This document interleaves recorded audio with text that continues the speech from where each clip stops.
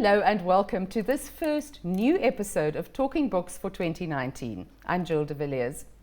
With the December holidays behind, it is now the season for New Year's resolutions again, a time to think about erasing the overindulgences of the holidays and renew commitments to health and fitness.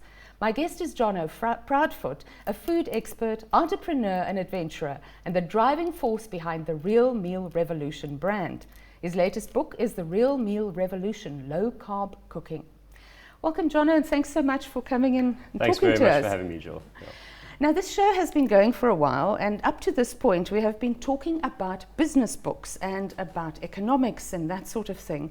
And this is the first time we're looking at a cookery book. But I think that a lot of executives actually like cooking as well, and sometimes do it as a recreational hobby, cooking. And on the other hand, it is also very important to think about your nutritional needs and stuff. So especially after this holiday period of overindulgence, what is your recommendation to kickstart a healthier diet? Yeah, I mean, it's multifaceted. So I think the first thing to do is to analyze, what's gotten you into an unhealthy place. And for some people, that might be no sleep, it might be too much stress, might be bad relationships, and that causes stress. So you really have to actually look at where the problems are coming from. When it comes to diet, you said that executives like to cook. I would say that people should try to focus rather than focus on trying to eat the right foods. I think they should put more effort into how they eat, and switching off while they eat. So taking all the stress of the day and putting it aside, and actually putting effort into cooking and preparing, because you can't do anything else while you're cooking. You have to be 100% focused. And if you're not cooking, to sit down with a knife and fork and eat a meal, and actually sit and enjoy something that someone's prepared for you. And that alone, if you look at obesity rates across the whole world, there's a direct correlation between populations that cook more and populations that have lower rates of obesity. And that's the problem as well in this fast-paced world of ours, where you work so hard that you have so little time to go and cook properly. You stop and you buy a takeaway on your way home, and you eat some rubbish. So how do you get past that mindset of saying, I arrive home at 7:30 at night from work, to then get into the mode of going to cook something if you don't have somebody else cooking for you?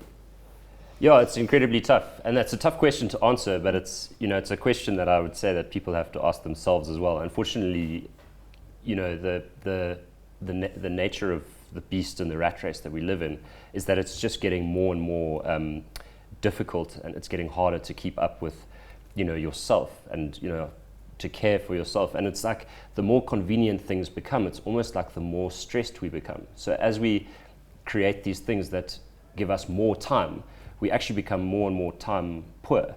So like the question of how do you make cooking faster and easier is almost like not the right question. It's how do we make more time for ourselves, for the cooking, and to make the cooking delicious. Yes. Because I think when you're in a rush, you sometimes just throw things together and you don't even enjoy your meal. You just stuff it down to fill your stomach. Yes, and so what I've tried to put across in this book is, Real Meal Revolution was previously seen as a very diety sort of weight loss brand, and what I've tried to do is take cooking and look at it as a skill that you're acquiring. And if you sort of switch off and take the stress of the day away, and rather than focus on like trying to lose weight, what do I have to do to lose weight, how do I eat, rather try cook these recipes and put effort into learning a new skill and trying to make these recipes more delicious and pick it up as a hobby.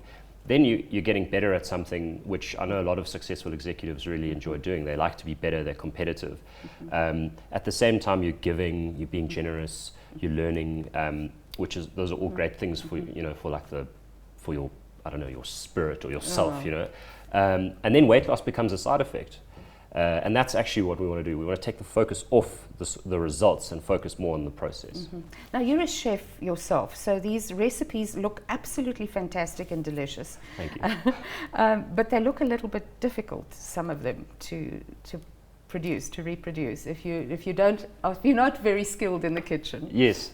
So what we've done in this book, we've given a whole lot of lessons. So we want people to actually learn the basics. And there are two different types of people in the world. There are people who, in fact, it's not just in cooking, but there are people who follow a recipe, and then there are people who learn to cook.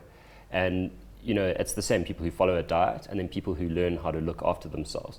And the people who learn to look after themselves don't need to be on a diet forever. They'll try like 10 diets, learn the hacks from each diet that work for them, and then they'll know how to look after themselves. And it's the same with cooking. So we've got a lot of lessons like how to grill, how to caramelize meat, why certain things taste better than others, how to season. And with those basic skills, you can attack sort of any recipe and understand the mechanics of what's going behind the flavors and the textures. Then on the recipe front, we've looked at the sort of green list of low carb ingredients. So that's sort of 69 or 70 different foods that you can eat your fill of. And then we've created like sort of 3 or 4 recipes per ingredient. And what we've done is given a mix of complexity and price. So there's always a sort of low end, cheap and easy ingredient or recipe. And then on the other side, there's sort of very gourmet, slightly more complex and expensive sort of flashy recipe. Cauliflower being my favorite example, where we've got sort of cauliflower mash, which everyone is familiar with. And then on the other side, there's roasted cauliflower florets with a Berber spice, which is a Moroccan spice mix or North African spice mix, with a tarator sauce and toasted pine nuts, which is both complex and expensive. Oh. So we've given people the full range. Now the artichoke recipe especially looks very nice to me. I do want to go and try it this weekend or soon. And that's a more unusual vegetable. So you have some unusual ingredients as well, Yes. where people have to go a little bit further than the normal beaten path to get the ingredients. Yeah, absolutely. And that's the whole, that speaks to the point about acquiring a skill, rather than focusing on the weight loss. We wanted people to go on an adventure, on a tour of discovering food, and yeah, I don't know anyone other than my chef friends who have actually cooked an artichoke. So for someone to think, this is sort of like a health book and there's an artichoke here and there are 3 different recipes, like, wow, that's something fun we can do on a date night or with the family. We can pick all the spines off. It's a fun thing to do, and it's healthy. So looking at the low carb aspect of this, I may have missed it, but I didn't see anything with rice or potatoes or any of those things. Yes. It's absolutely out of the diet. Yes. So it's completely low carb. I think so like strict low carbers, the sort of I don't want to say the super obsessive low carbers try to keep their carbs below 50 grams of carbs a day, and these recipes are designed for you to be. You can eat all of these recipes, and you don't need to use a meal tracker or like count your carbs. If you ate out of this book, you would be able to have 3 meals a day and not cross your threshold. So the reason we've done it like that is so that the low carbers can do it and not track, but so that anyone else can do it and sort of naturally default into what the strict low carbers are doing. Okay, so let's talk about people with dietary problems. People who have to eat gluten-free. This is then the ideal kind of diet for them. Absolutely. Yeah. People with diabetes. Yeah, definitely.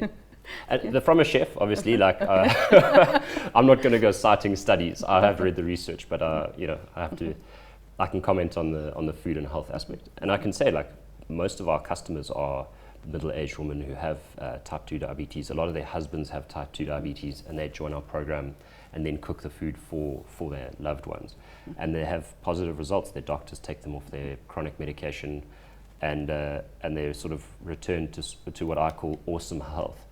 And they don't need medication for that. Oh, that's fantastic. Also then for vegetarians and vegans, could this book work for them? Yeah, so veganism is generally quite tough in this paradigm, because if you're only eating vegetable matter, it is quite difficult to keep your carbs down.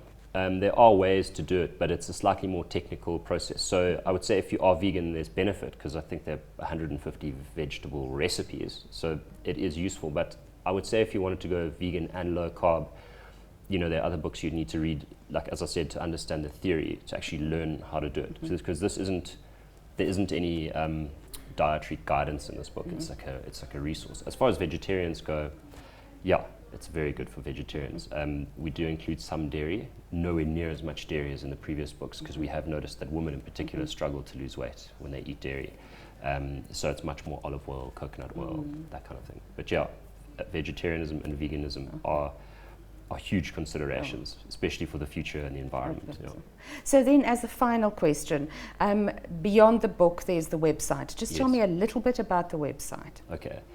So the website, the website launched after our first book came out, and there were loads of errors. So I just put the errata up on the site, and after I think like 3 months, we were getting sort of 30,000 hits a month, which is quite good, I think. And then from that, we decided to develop an online program where we could further people's knowledge of low-carb eating. And that's turned into a healthy business. So at the moment, the online program offers meal plans, recipes. We have our own sort of step-by-step framework that people can follow to adapt to a low-carb diet. There's a community page where people on low-carb diets can communicate. And then we also have a group of about 100 coaches who we've taught how to teach people to follow low-carb diets. And those coaches also hosted on our website. So you can join our program, which is very much a passive resource. And then if you wanted extra support, you could get a coach to sort of help you through the process. Fantastic. Jonno, thanks so much for coming in and chatting to us about your book. It's been a pleasure. Thanks so much for having me. Thank you. And just to recap that, my guest is Jonno Proudfoot, and his book is The Real Meal Revolution, Low Carb Cooking. So thanks for watching, and I'll see you again soon.